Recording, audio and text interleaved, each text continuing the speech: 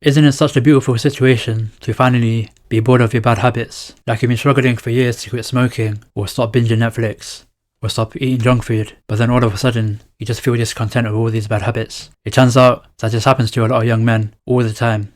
So in this video, I'm going to tell you what I've learned from my own experience with this and from a little bit of research I've done on the side. So a few days ago, like anyone, I was doom scrolling on YouTube and I just found like it was so boring, like what am I doing? There's nothing good to watch. So then I went on Instagram, same thing happened. And then I went on Netflix, same thing happened. There wasn't anything good to watch. And then I just gave up on my phone entirely. Now at this point, I found myself getting bored and my brain started telling me, come on now, you're supposed to like these things. Everyone does it. When in fact I should have been thinking the exact opposite. This feeling of boredom was such a blessing because instead of being addicted to Netflix, Instagram, junk food, I had a chance to finally rewire my neural pathways to make myself addicted to the right things. This is what spurred me on to make the script for this video, and I've done some research on this boredom, and it turns out that boredom helps to boost creativity. A study done by one of the world's leading academic publishers, Taylor and Francis, confirms this. In their study, they made 80 participants either take part or not take part in a boring writing activity, and then they followed it up with a creative writing activity. They found that those that took part in a boring activity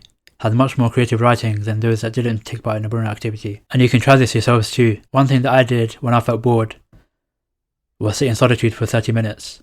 At first, all these negative, uncomfortable thoughts started to come up, like you're not good enough, what are you doing, etc. And these negative thoughts start to come up because that's what happens when you're not giving yourself cheap dopamine from bad habits. The cheap dopamine that you use from bad habits, what it does, it numbs down one of these bad thoughts, these negative thoughts that you have. If anyone does this, sit on their own for 30 minutes without a phone, they will start to feel irritable and anxious. Maybe you might even start to cry, or you get angry because again, these emotions of crying and anger, they get numbed down by you going on your phone or eating junk food or any other addictions. After like 10 minutes of sitting in solitude, you start to feel bored. Like you start feeling a neutral feeling, not negative thoughts, but not positive thoughts either. But if you sit with this boredom long enough, you start feeling positive thoughts. You start thinking about all the positive, good things that you want to do, like start a YouTube channel about so-and-so topic, or you want to start learning Arabic so that you can understand the Quran finally. And this sitting in solitude is not even foreign to Islam. The Prophet ﷺ would go to the cave of Hira and sit there in solitude until he was 40 years old, when he finally received revelation. He was the best of creation, experiencing possibly the greatest moment of all time, the beginning of the Quran's revelation. This fruit of the Quran stemmed from the Prophet ﷺ sitting in solitude. So don't you think, if you sit in solitude, that other great moments can happen in your life? Of course they can. Because all of the great thinkers of the past would schedule boredom into their daily lives so that they could come up with great ideas. I mean, didn't Sir Isaac Newton literally come up with gravity just by sitting under an apple tree? So you're probably convinced now that boredom can be a positive thing, and you're thinking that I need to have periods in my day when I can be bored. But if you think about it, we as Muslims already have those moments. Isn't that what the 5 daily salahs are for? Salah is a form of mindfulness and meditation because you're bringing your mind back to a focal point of Allah, and we are left on our own just talking to Allah in solitude. Imagine if we really concentrated like we should in our salah, how much clearer do you think our minds would be? And how much more productive would our lives be? How much greater would our lives be? But yeah, you are right. Sometimes we also need to just be in solitude without praying salah. So I would suggest picking a time in the day to just sit there with yourself and let your thoughts flow.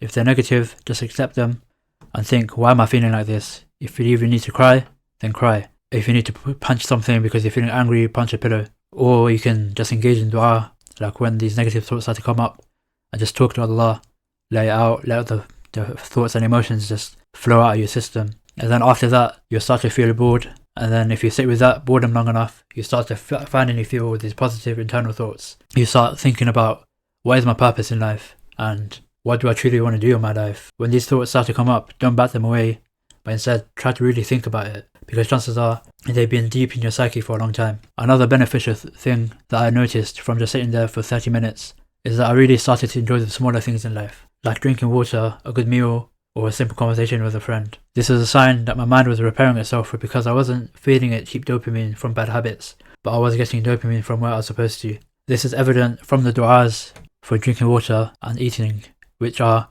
Alhamdulillah alladhi saqana azban furatan bi rahmatihi wa lam yaj'alhu minhan ujajan bi dhunubina, and Alhamdulillah alladhi at'amana wa saqana wa ja'alana muslimin. We praise Allah in both of these du'as, which shows these should be enjoyable activities instead of some mundane actions that we just perform just to survive. So yeah, boredom can be a good thing, But we need to fill our time with something beneficial because too much of it can also harm you. So to fill this time with something that won't fry your dopamine system, why not try to memorize Quran? If you want some tips, click on this video and I'll see you there.